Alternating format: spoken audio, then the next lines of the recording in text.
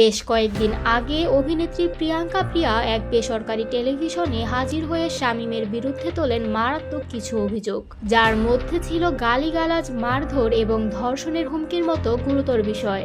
তবে পরে সংবাদ সম্মেলন করে শামীম হাসান সরকার সেই সব অভিযোগ সম্পূর্ণভাবে অস্বীকার করেন এবং অভিযোগগুলোকে ভিত্তিহীন বলে দাবি করেন।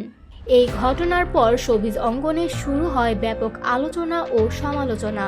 বিষয়টি নিয়ে হস্তক্ষেপ করে অভিনয়শিল্পী সংঘ এবং তাদের মধ্যস্থতায় আয়োজিত এক সালিশি বৈঠকে মুখোমুখি হন শামীম ও প্রিয়াঙ্কা।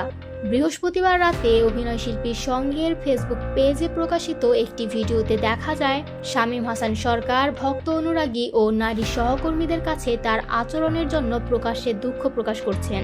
একই সঙ্গে সংগঠনের পক্ষ থেকে তাকে ভবিষ্যতের জন্য সতর্ক করে দেওয়া হয়।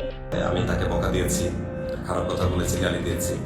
তো সেটা আমি প্রিয়াঙ্কা প্রিয়ার সাথে আমার দেখা হয়েছে, আমি ওকে দুঃখ প্রকাশ করেছি, আমি লজ্জিত। বৈঠকে উপস্থিত ছিলেন প্রিয়াঙ্কা প্রিয়াও।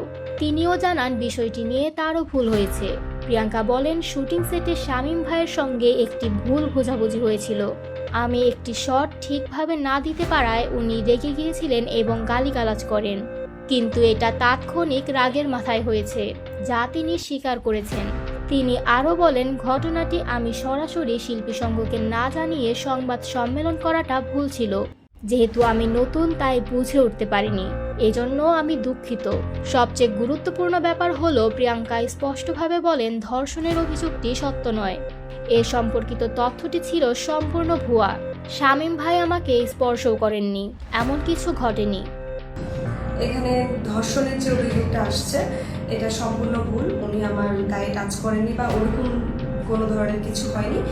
উনি রাগের মাথায় আমাকে যেসব গালিগালাজ বা নোংরা ভাষাগুলো ব্যবহার করেছেন তার জন্য উনি আমার কাছে সরি বলেছেন। অভিনয়শিল্পী সংঘ এক বিবৃতিতে জানায়, এই ঘটনার পরিপ্রেক্ষিতে উভয় পক্ষই অনুতপ্ত। তারা তাদের ভুল স্বীকার করেছে এবং দুঃখ প্রকাশ করেছে, যা শিল্পী সমাজে দায়বদ্ধতার একটি গুরুত্বপূর্ণ দৃষ্টান্ত।